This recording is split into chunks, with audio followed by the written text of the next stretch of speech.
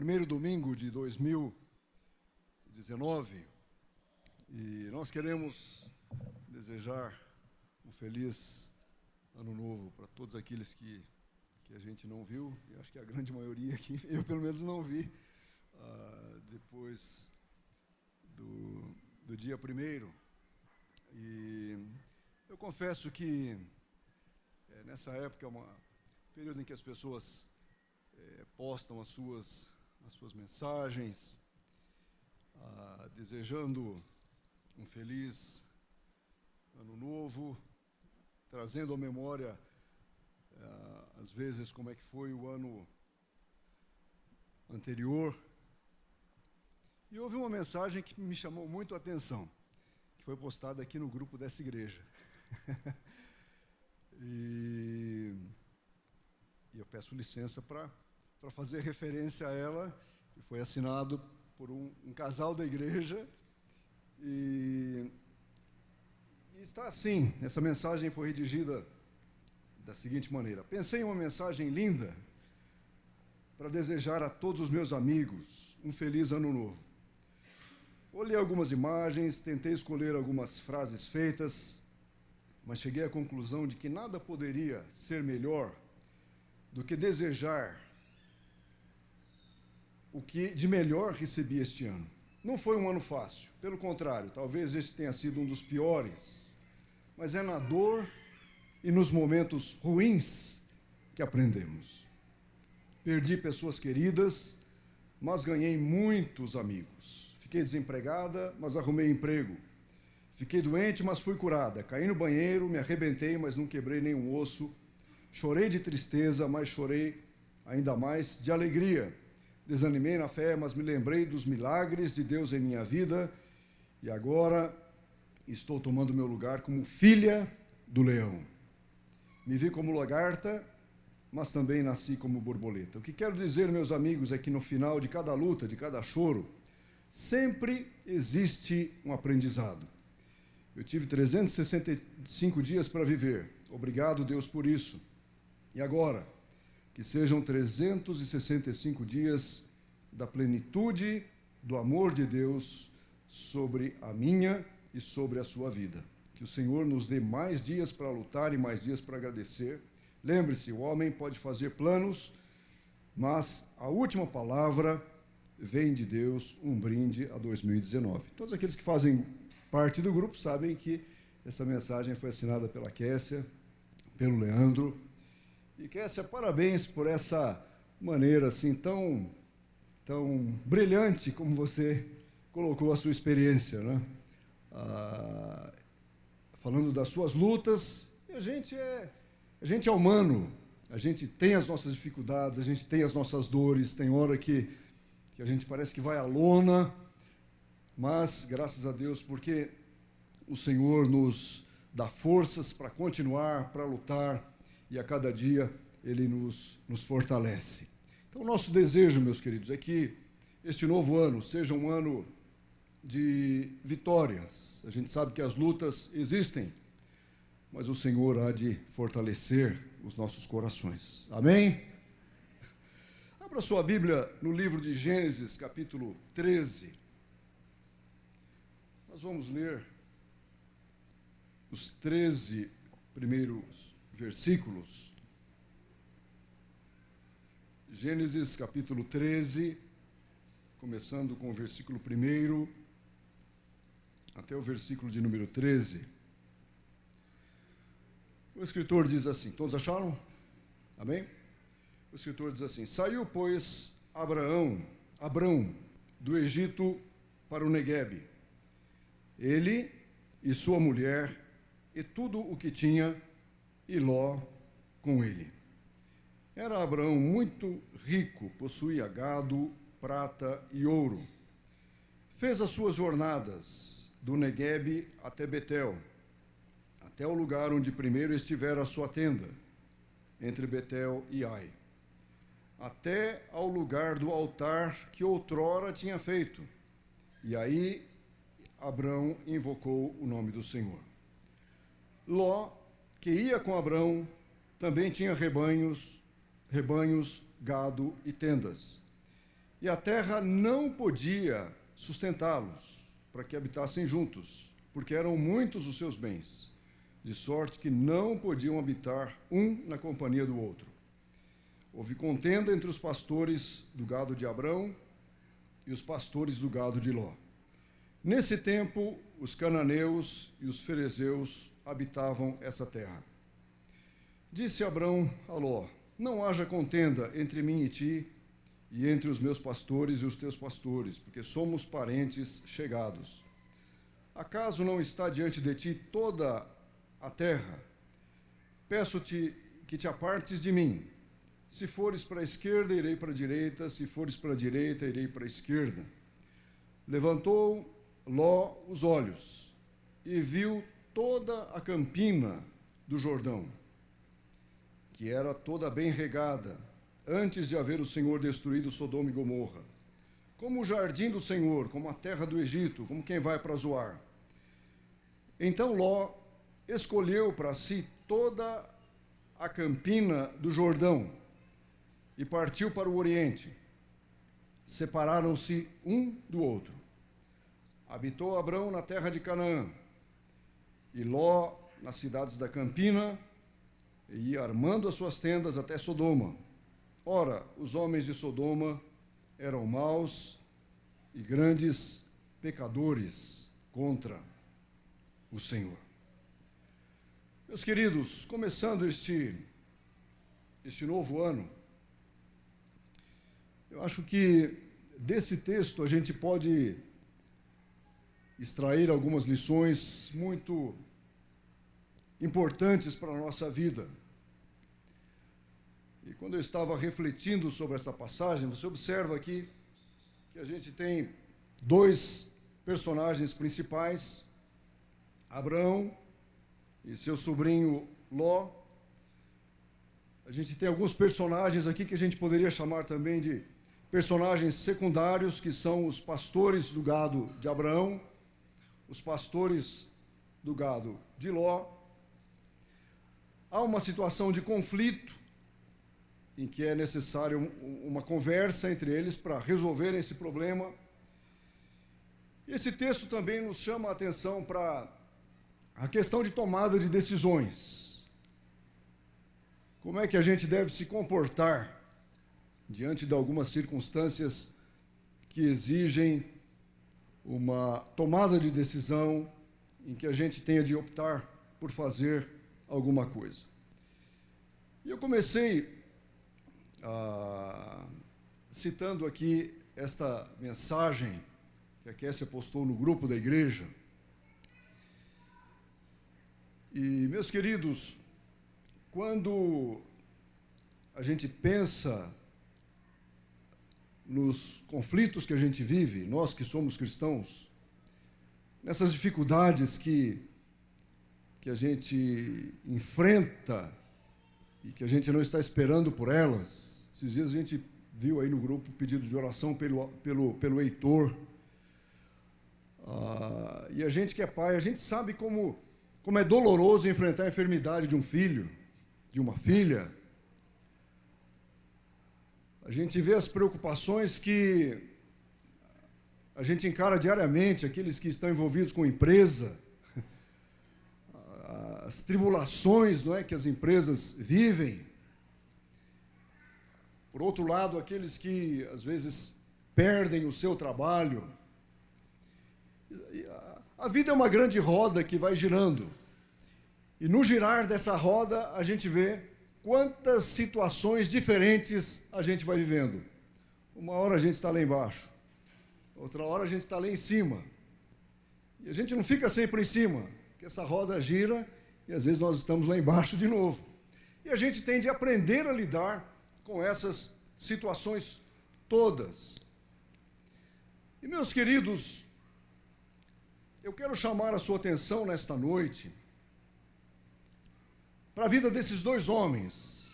Abraão, aqui o nome dele ainda não havia sido mudado, não é, para Abraão, então por isso que a gente vê na narrativa aqui, Abrão.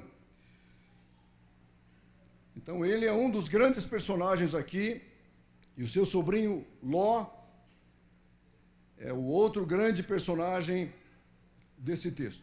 E eu queria iniciar a nossa reflexão, meus irmãos, a partir da experiência de Abraão. E a primeira grande verdade que eu queria colocar para você nesta noite, pensando no ano de 2019, cujas cortinas se abriram para nós, é esta: deixe sua vida ser conduzida pelas promessas que Deus fez para você. Eu vou repetir: deixe sua vida ser conduzidas pelas promessas que Deus fez para você. Eu não conheço a história da conversão dos irmãos. Não sei se os irmãos nasceram num lar evangélico, se não nasceram, como se encontraram com Cristo. Mas eu sei que se você está aqui é porque alguma experiência com Deus você teve. Se você está aqui é porque o Senhor tocou no seu coração, o Senhor transformou sua vida, o Senhor tem transformado você. E, infelizmente, muitas vezes a gente tem a tendência de irmos nos esquecendo daquilo que o Senhor já disse para nós, daquilo que o Senhor prometeu para a gente. Muitas vezes, a beleza deste mundo, muitas vezes as luzes que há neste mundo, as vozes que existem por aí, elas vão procurando retirar de diante de nós, de diante dos nossos olhos, as promessas de Deus. Quantas vezes a gente vê tudo isso, toda essa esperança que um dia havia em nosso coração, a gente vê tudo isso se ofuscando. E como é triste, às vezes, a gente ver que, às vezes, a gente vai retrocedendo, a gente vai dando passos para trás, quando a roda que gira está lá embaixo. Sexta-feira, eu com a Gisele estivemos em Londrina. A esposa de um amigo nosso faleceu, e um momento de muita dor. Chamava-se Helena, eles eram de Assis.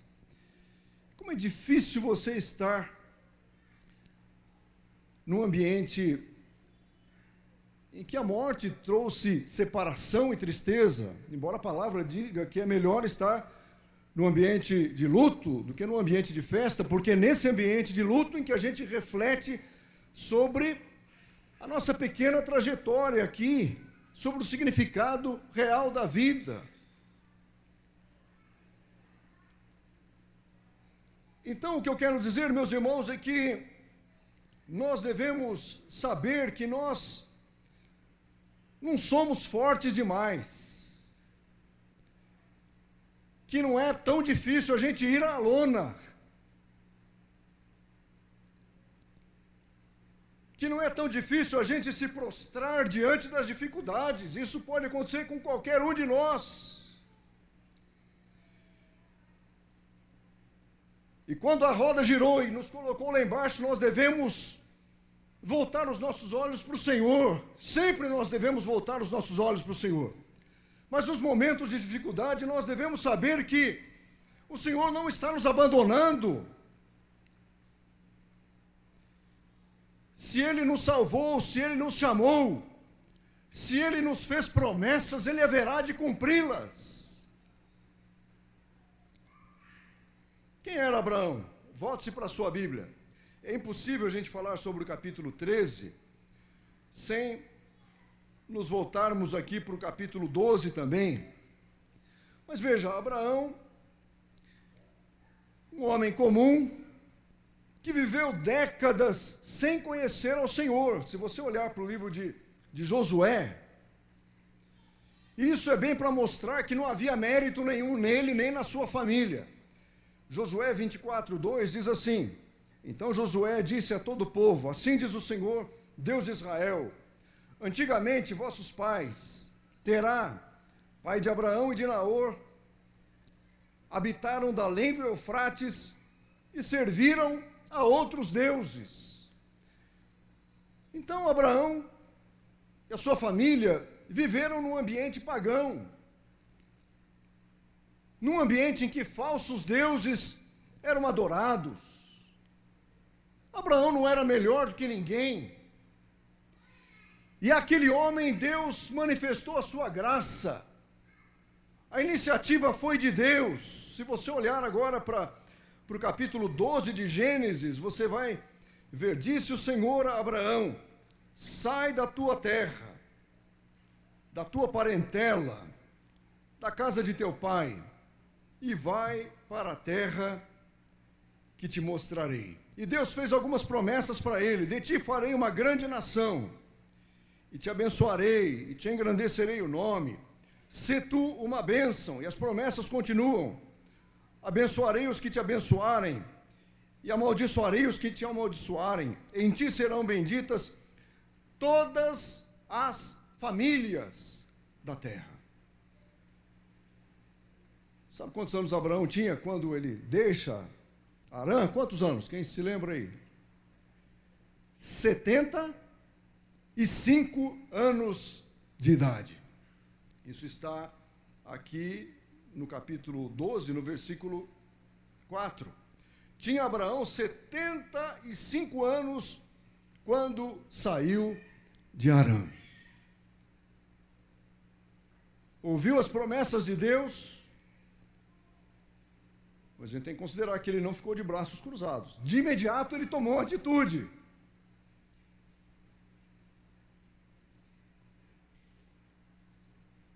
Então a gente observa que é um homem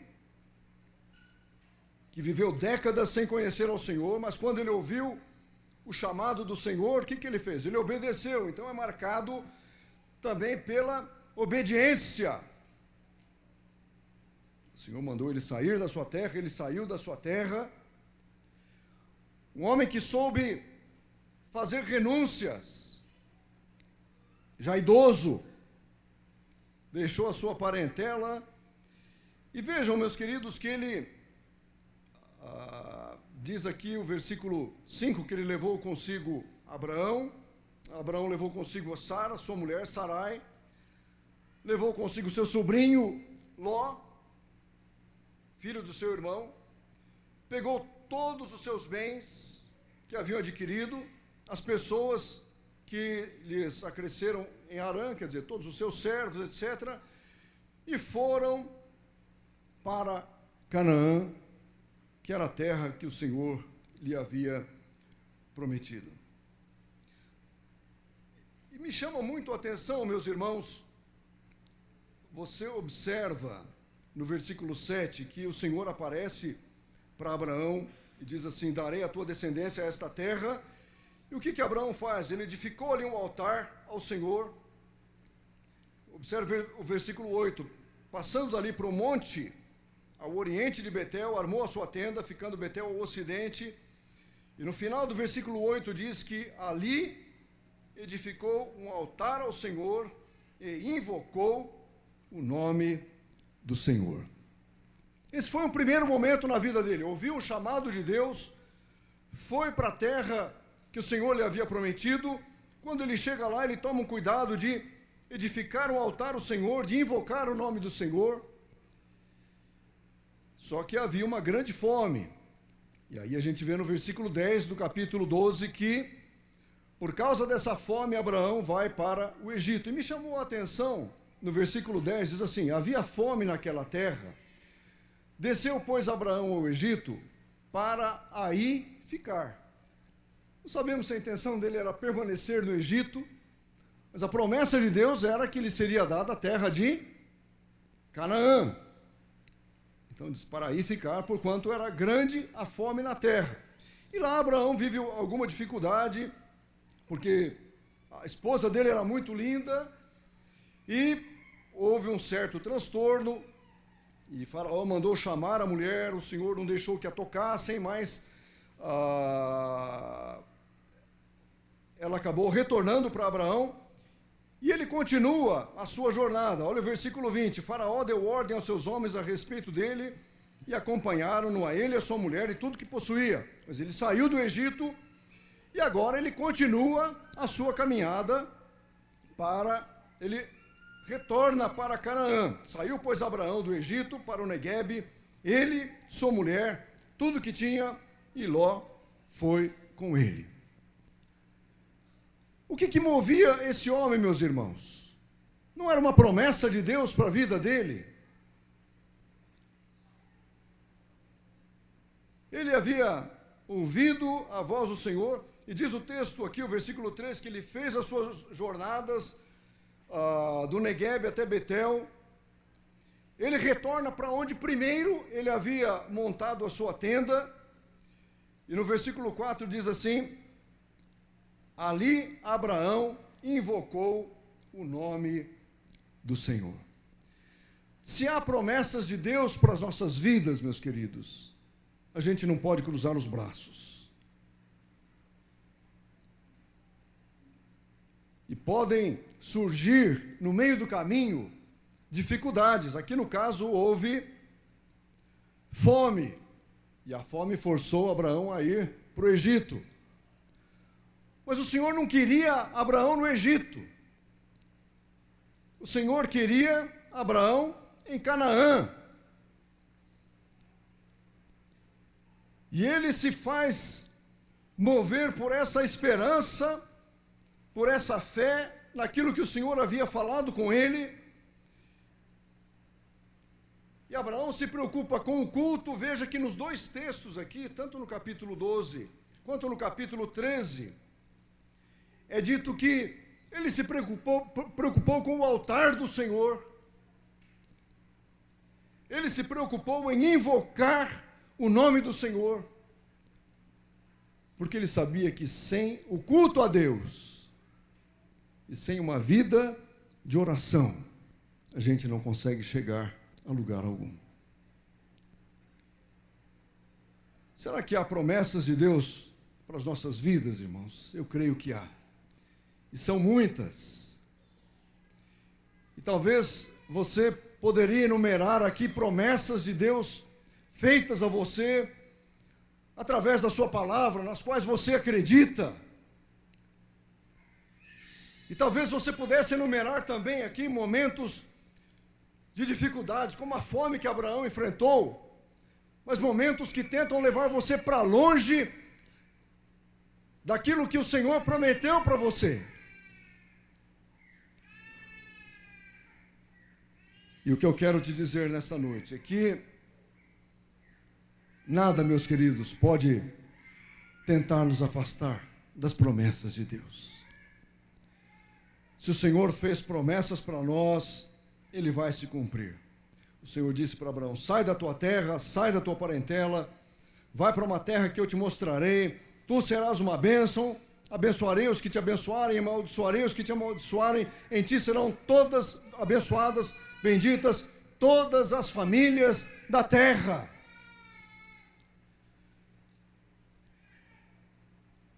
O Senhor não nos chamou para vivermos uma vida de frustração. Mesmo quando as dificuldades surgem, nós temos de permanecer com os nossos olhos naquilo que o Senhor nos prometeu. E através do nosso culto, é através da nossa oração que nós vamos nos manter firmados na palavra do Senhor. Amém, meus queridos? Não podemos abandonar isso. É muito curiosa essa afirmação aqui de que Abraão se preocupou em edificar um altar ao Senhor, que é a ideia do culto. O altar é onde se ofereciam os sacrifícios ao Senhor. E Abraão procura invocar o nome do Senhor. Então vamos viver 2019 assim, pensando nas promessas que Deus fez para as nossas vidas, pensando em como era a nossa vida lá atrás, como é que foi que o Senhor nos chamou, como é que o Senhor nos transformou. O que seria de nós Se não estivéssemos aqui hoje, salvos pelo Senhor, onde nós estaríamos? Como seria a nossa vida? Meus queridos, uma outra verdade que a gente aprende nesse texto, e a gente deve levar muito a sério para 2019, é que a gente deve fugir dos conflitos. A gente deve ser gente conciliadora, gente que produza a paz. Olha o versículo 5. Ló ia com Abraão. Então, Abraão, diz o texto, que era um homem muito rico, tinha muito gado, muita prata, muito ouro. E o versículo 5 diz que Ló, que era o sobrinho que ia com Abraão, também tinha rebanhos, gado e tendas. Então eram dois homens ricos. Se fosse hoje, talvez estivessem na relação da revista Forbes. Mas eram pessoas riquíssimas.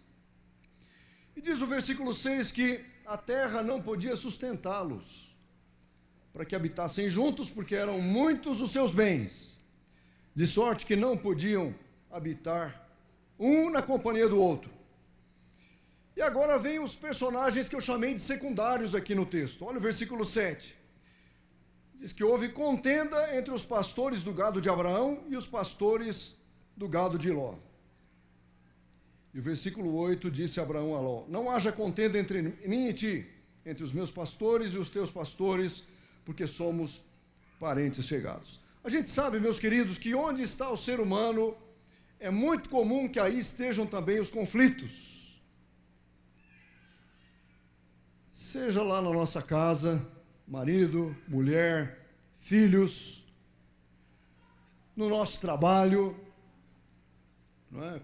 Pessoas com quem a gente convive, nas nossas amizades, às vezes fora do ambiente do trabalho, ou fora da família, nos grupos de WhatsApp, como é comum a gente ver isso, nessa época de política aí, quanta gente que saiu de grupos de família, porque um ia votar no Haddad, outro ia votar no Bolsonaro, e talvez na sua família não tenha acontecido, mas eu vi na minha, por exemplo, alguém que saiu de um grupo por causa da sua opção política. Então, conflitos. Onde estão as pessoas?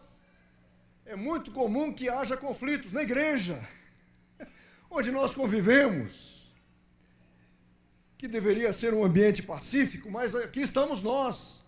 Cada um de nós tem as suas interpretações da vida. E onde estamos nós, é possível que haja conflitos. Quantas inimizades que surgiram no ano passado por causa das eleições, quantos vínculos que foram enfraquecidos, quantas pessoas que deixaram, então, essas redes sociais. E será, meus irmãos, que nós sabemos lidar com os conflitos? Será que nós cultivamos mágoas, deixamos tudo como está, fazemos vista grossa, como se nada estivesse acontecendo? Parece-me que essa não é a conduta ideal, porque a gente não coloca as coisas em pratos limpos, não é? Será que às vezes a gente parte logo para a briga, para os bate-bocas? Também não me parece a melhor conduta. Ou será que nós temos a habilidade de chegar para a pessoa, propor soluções, buscar soluções para os problemas? Vamos considerar o que acontece aqui nesse texto. Vejam que dois homens ricos, tio e sobrinho, estavam caminhando juntos. E muito provavelmente aqui o problema surge por causa de terra, de posse de terra. Todos eles tinham muito gado, isso exigia um vasto espaço, não é, para manter os animais, eram muitos servos.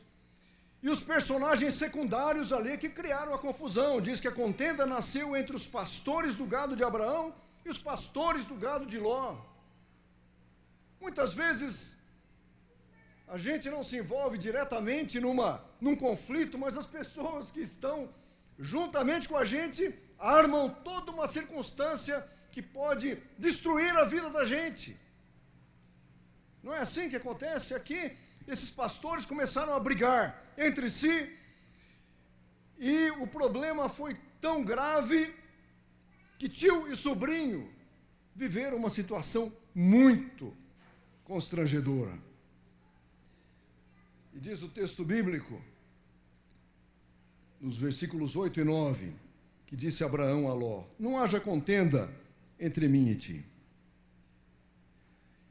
E eu olho para Abraão e a gente vê uma pessoa muito pacificadora, não é? Parece que essa é a marca dele aqui. Mesmo caso lá, quando houve o problema entre Sara e Agar, Sara falou: bota essa mulher para correr, e diz a Bíblia que ele ficou muito triste com aquela situação, e aqui ele procura o seu sobrinho, ele disse assim: não haja contenda entre mim e ti, entre os meus pastores e os teus pastores, porque somos parentes chegados. E Abraão propõe uma solução para o problema. Ele diz assim: acaso não está diante de ti toda a terra? Peço-te que te apartes de mim. Então a solução é essa. A gente está vendo que a gente não consegue viver juntos. Então você tem aí toda a terra, e você pode escolher. Se você for para a esquerda, eu irei para a direita. Se você for para a direita, eu irei para a esquerda. É uma lição para a gente, meus irmãos, nesse novo ano. Não vamos ser alimentadores de conflitos. Vamos tomar cuidado com aquilo que às vezes as pessoas ficam fomentando perto da gente. Jesus disse: bem-aventurados os pacificadores. Bem-aventurados, felizes os pacificadores, porque serão chamados filhos de Deus. E é muito interessante quando a gente olha para as Escrituras, para ver o que ela ensina sobre essa questão de conciliação, de resolução de conflitos, de problemas. Quando a gente olha para a primeira carta de Paulo aos Coríntios, capítulo 6, Paulo faz uma crítica muito dura a um problema que havia naquela igreja. Era irmãos entrando na justiça contra os próprios irmãos. Isso está lá nos primeiros versículos da primeira carta aos Coríntios, capítulo 6. Ele diz: meus irmãos, como é que um pode entrar na justiça contra o outro irmão? Nós haveremos de julgar o mundo, e vocês não conseguem resolver o conflito que nasce entre vocês. É um texto muito interessante esse, primeira carta aos Coríntios, capítulo 6. Ele diz assim: aventura-se algum de vós, tendo questão contra outro, a submetê-lo a juízo perante injustos, e não perante os santos? Ou não sabeis que os santos hão de julgar o mundo? Ora, se o mundo deverá ser julgado por vós, sois acaso indignos de julgar as coisas mínimas? Não sabeis que havemos de julgar os próprios anjos? Quanto mais as coisas desta vida, entretanto vós, quando tendes a julgar negócios terrenos, está falando para pessoas da igreja, constituís um tribunal daqueles que não têm nenhuma aceitação na igreja. Para vergonha vou-lo digo. Então Paulo diz para aqueles crentes de Corinto: vocês não deveriam ir à justiça contra os próprios irmãos. A igreja precisa de gente que saiba conciliar, mediar conflitos, resolver problemas. E eu me lembro de uma história muito interessante que eu ouvi de um pastor Gilberto Heller. Não sei se alguém aqui conhece, o pastor Júnior conhece, região de Goiuerê. E ele me contou uma história de que uma vez um membro da igreja dele, uma pessoa era membro da igreja dele, e uma outra pessoa que não era membro o procurou e falou: olha, pastor, existe um membro da sua igreja e corre água do terreno dele para o meu terreno, e se ele não resolver esse problema, eu vou matá-lo. Porque acho que a coisa era recorrente e já vinha de muito tempo, e isso trazia um problema sério lá. E o pastor Gilberto contou que foi conversar com essa pessoa que era membro da igreja e propôs uma solução. e não houve morte, não houve nada, mas o problema, se eu não estou enganado, era um problema de água que vinha de um terreno para o outro mesmo, e o problema foi resolvido. Uma vez eu estava estudando esse assunto, eu vi, por exemplo, que a Igreja Batista da Lagoinha, ela tem alguma coisa relacionada à solução de conflitos. Isso hoje é muito elogiado no direito, né? Às vezes, para aliviar os próprios tribunais. E a igreja poderia fazer muito nesse aspecto. E a gente olha para a palavra de Deus e a gente vê grandes personagens aqui, às vezes, sofrendo dano para não levar problemas adiante. Por exemplo, Jacó, diante do seu sogro Abraão, Labão, isso está em Gênesis 31, 19, ele diz assim, quando a situação entre eles ficou assim, muito desgastada, então Jacó chegou diante de Labão e disse assim, eu não te apresentei o que era despedaçado pelas feras, ele cuidava do rebanho, não é? Ele diz, sofri o dano, da minha mão o requerias, tanto furtado de dia como o de noite. Mas como a gente tem dificuldade de suportar o dano, de sofrer o prejuízo. E quando Paulo fala aos Coríntios, ele diz assim, só existir entre vós demandas já é completa derrota. Por que não sofreis antes a injustiça? Por que não sofreis antes o dano? Parece que isso não cabe na nossa cabeça. Eu sofrer o dano? Eu sofrer o prejuízo? Nunca na vida. Vou brigar pelo último centavo. E quando a gente olha para a palavra, meus irmãos, a gente vê um estilo de vida diferente que é proposto para a gente. Muitas vezes a gente tem de sofrer o dano. Muitas vezes a gente tem de sofrer o prejuízo. Muitas vezes a gente tem de propor uma conciliação para o problema acabar ali. Foi isso que Abraão fez com seu sobrinho.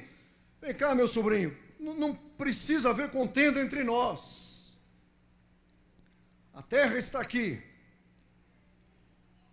Pode fazer a sua escolha. Se você for para a direita, eu irei para a esquerda. Se você for para a esquerda, eu irei para a direita. Mas vamos resolver o nosso problema aqui.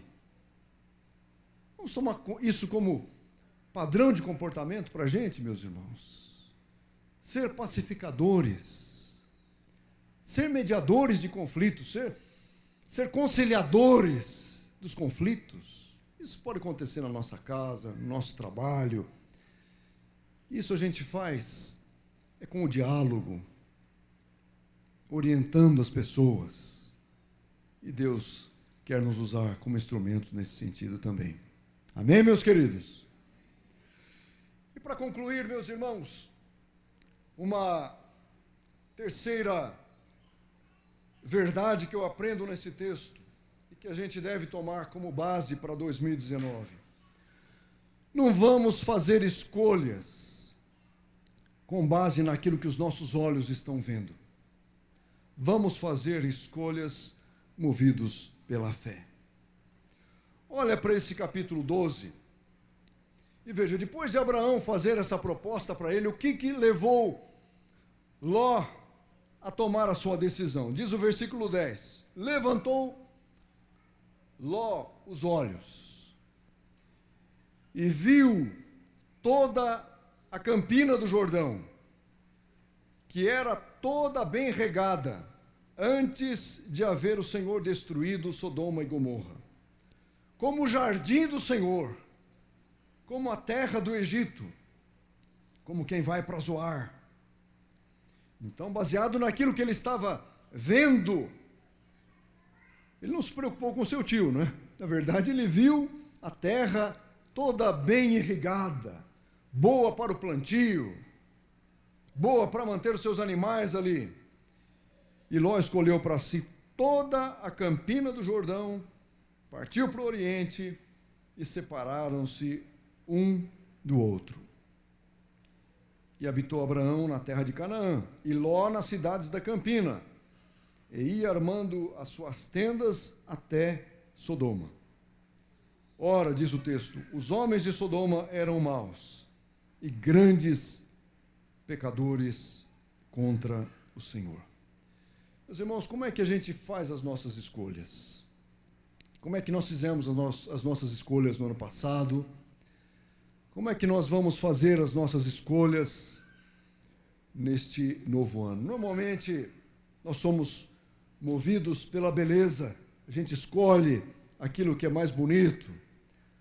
A gente escolhe aquilo que mais nos encanta, que é mais agradável aos nossos olhos. Foi isso que aconteceu com Ló. Quando o tio dele disse, olha, você pode escolher, ele olhou para uma determinada região, viu que era fértil, e ali estava o rio, e ele poderia manter toda a sua estrutura de vida muito bem ali, mas ele não pensou nos problemas que também existiam. Foi uma decisão tomada, talvez, sem muita reflexão, não sei. Isso mostra o quê? Que nem sempre as decisões que nós tomamos baseadas naquilo que nós estamos vendo, pode ser as melhores decisões. Você lembra como é que foi o pecado? O que diz o texto bíblico lá? Que Eva viu o fruto, que era agradável aos olhos, e era uma árvore desejável para dar entendimento. E ela tomou, comeu, deu também ao seu marido. Os nossos olhos muitas vezes são enganosos. Na sua primeira carta, o apóstolo João diz, tudo que há no mundo, a concupiscência da carne, a concupiscência dos olhos e a soberba da vida não procede do Pai, mas procede do mundo. Então, na hora de tomar decisões, meus irmãos, a região pode ser fértil, o clima pode ser agradável, pode haver recursos hídricos, pode haver beleza, mas isso não quer dizer que nós estaremos dando o passo acertado. Então, ao tomar decisões, vamos ver os impactos que as nossas decisões podem causar na vida da gente e na vida daqueles que estão juntamente conosco. Ló tomou a sua decisão, mas diz o texto que as pessoas que habitavam em Sodoma eram maus, grandes pecadores, e você sabe que ele não ficou só na campina. Se você olhar um pouquinho para frente, você vai ver que ele foi morar em Sodoma. Isso está logo no capítulo 14. Tomaram, pois, todos os bens de Sodoma, de Gomorra, todo o seu mantimento, e se foram, apossaram-se também de Ló, filho do irmão de Abraão, que morava em Sodoma, e dos seus bens, e partiram. Isso está em Gênesis 14, 12, quer dizer, ele foi morar em Sodoma. E mais para frente, lá no capítulo 19, ele não apenas foi morar, mas ele passou a ter uma posição de destaque naquela cidade. Diz que ele sentava-se à porta da cidade, que era um lugar de destaque, onde se tomavam decisões jurídicas, de aconselhamento, resolviam-se negócios comerciais. E o final da vida desse homem, a gente vê que foi triste, porque perdeu a sua esposa, a cidade foi destruída, os seus bens ficaram por lá, e ficou marcado na história bíblica como alguém que tomou uma decisão errada. Então, meus queridos, lembre-se dessa advertência bíblica. Nós andamos por fé e não por vista. Isso está lá em 2 Coríntios 2, 9. Se a gente quer tomar decisões acertadas, antes de qualquer coisa, a gente tem de levantar um altar ao Senhor. A gente tem de invocar o nome do Senhor. A gente tem de pedir a orientação do Senhor para tudo aquilo que a gente vai fazer. Será que estamos dispostos a isso, meus irmãos? Chegue em casa, leia esses capítulos 12, 13, 14 de Gênesis. E peça a Deus que dê a você muita sabedoria